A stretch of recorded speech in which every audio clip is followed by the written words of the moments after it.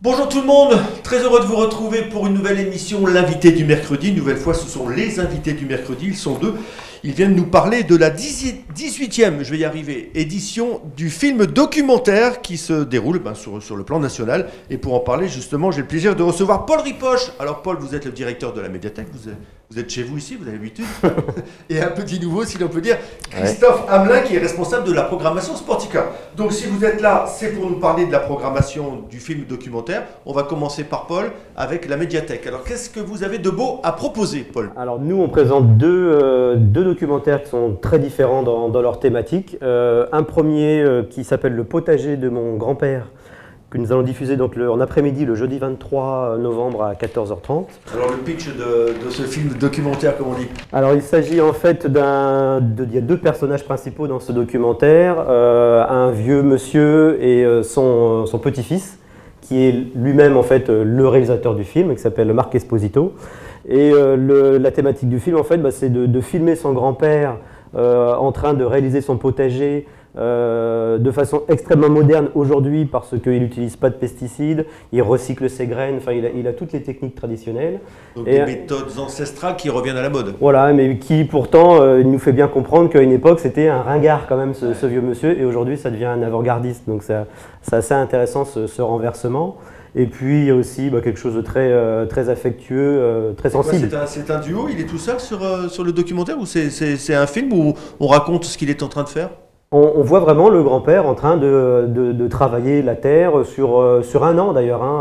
Au fil des saisons, comme ça, on voit le potager se transformer. Les récoltes, voilà, du fait de semer jusqu'à la récolte, jusqu'à mettre dans les bocaux, les coulis, etc. Donc, alors vous, Christophe, un tout autre genre, puisque vous présentez le même genre de film au cinéma Sportica, avec Visage Village. Visage Village, oui, tout à fait. Ouais. Donc de Agnès Varda et JR. Donc Agnès Varda, célèbre documentaliste française, et JR qui est lui photographe street artiste français et assez jeune.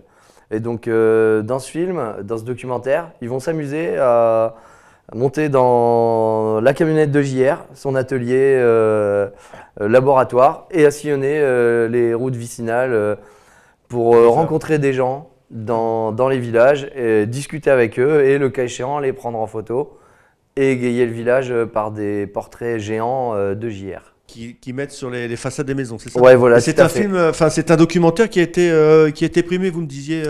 Oui, il a reçu l'œil d'or du meilleur documentaire à Cannes 2017 là, cette année. Et donc cette programmation, c'est quand ça, Christophe? C'est vendredi 10, c'est ça? Oui, alors deux diffusions pour ce doc, le vendredi 10 à 20h30 et le dimanche 12 à 18h. D'accord. On va revenir à la médiathèque. Alors la particularité, c'est qu'à la médiathèque, c'est gratuit, et au cinéma, on paye tarif normal. Tarif habituel, ouais. Alors on va retourner à la gratuité. Donc le potager de mon grand-père est Novgorod. Alors, Novgorod, c'est presque ça, Novgorod. C'est dans le il y désordre. avait Stalingrad, mais là c'est Novgorod, donc lettre du Moyen-Âge. Donc là on va en Russie, on change complètement de paysage, on change aussi complètement d'époque, puisque donc on se retrouve au XIe siècle, au XIIe siècle, au cours de fouilles archéologiques, donc pour retrouver ce que c'était cette grande ville de Novgorod à l'époque. Et le film, on sait ce qu'on cherche quand même au départ. On fait des fouilles. Au départ, on fait des fouilles sur la ville en tant que telle. Et puis dans les années 50, au cours d'une fouille dans une maison, a été trouvé des écorces de bouleau sur lesquelles était gravé du texte. Et donc depuis ces années 50, il y a 1000 écorces de bouleau qui ont été retrouvées justement, et qui permettent vraiment de reconstruire encore un peu plus ce qu'était la vie à l'époque, et les relations. C'était pas tous illettrés au Moyen-Âge. Alors, c'était pas tous illettrés, parce que bien souvent ces lettres, elles sont le fait de paysans en fait, qui font des réclamations auprès de leur seigneur, qui lui écrivent en disant que la récolte est terminée. On retrouve même des lettres, une lettre qui commande à un peintre des églises, vous savez, dans ces grandes églises avec ces fresques magnifiques de cette époque-là. Et donc il y a carrément une lettre de commande réalisée pour ce peintre. Des choses très très surprenantes. Donc c'est vrai que ça vient casser un petit peu les a priori qu'on peut avoir sur le Moyen-Âge, qui sont nombreux dans tous les cas. Donc voilà, c'est vraiment cette diffusion, elle est unique. Hein. Elle est unique, on la diffuse uniquement effectivement le samedi 25 novembre à 16 h. L'autre film, c'est le film d'Al Gore que présente le cinéma Sportica. Ouais, tout à fait. La deuxième version, la suite si l'on peut dire. Voilà, une suite qui dérange, le temps de l'action, qui fait suite au premier film qui s'appelait Une vérité qui dérange et qui était tourné il y a 11 ans. Et donc là, on refait le tour du monde avec Al Gore. Alors Al Gore, on peut peut-être le présenter. Al Gore, c'est le défenseur de l'environnement. Hein. Environnement et du climat, on va dire. Du climat. Il se bat contre des moulins aux États-Unis là en ce moment. Avec Donald Trump, je pense que là, il se bat contre des moulins.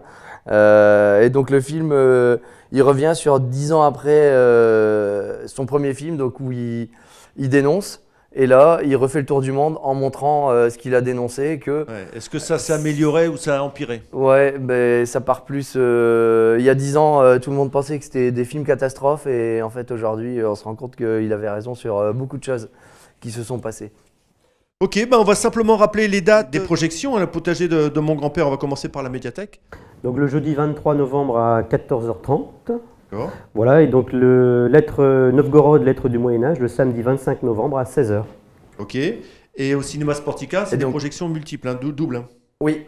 Donc Visage Village le vendredi 10 à 20 h 30, le dimanche 12 à 18 h. Et une suite qui dérange, le temps de l'action, le vendredi 24 à 20 h 30 et le dimanche 26 à 18 h.